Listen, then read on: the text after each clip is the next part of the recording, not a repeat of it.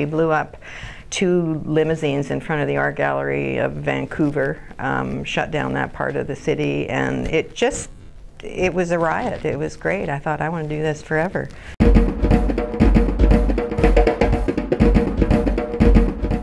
I had a crush on the film studies professor. It happened by default because I was an English major. As soon as I realized that if you can write a story and somebody wants to sit down and read it from beginning to end fast, they'll want to see you. It's 2 or 3 years to get something thought through enough and to a place where you'd think a broadcaster might want to hear about it. And those 2 or 3 years are wonderfully rich. So when you get canceled after your first season, it is like being hijacked, because the breath of it still hasn't gone out of you. You're still in that world. You're still making those people. I think you've got to find a way to deal with it. And I've always kept my creator rights and my book rights. I've never let those go. If I want to pursue those characters or those stories, then I can in some different form.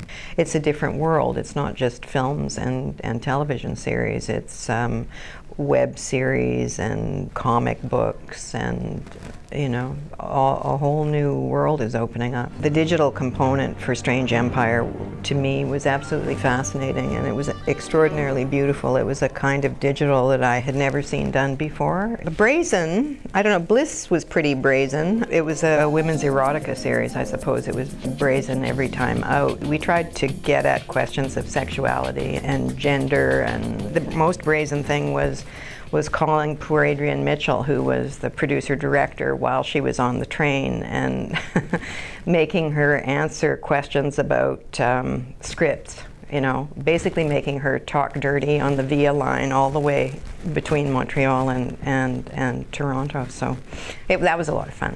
Being a fly on the wall, just so I could know what was said. Not necessarily a fly, maybe a butterfly.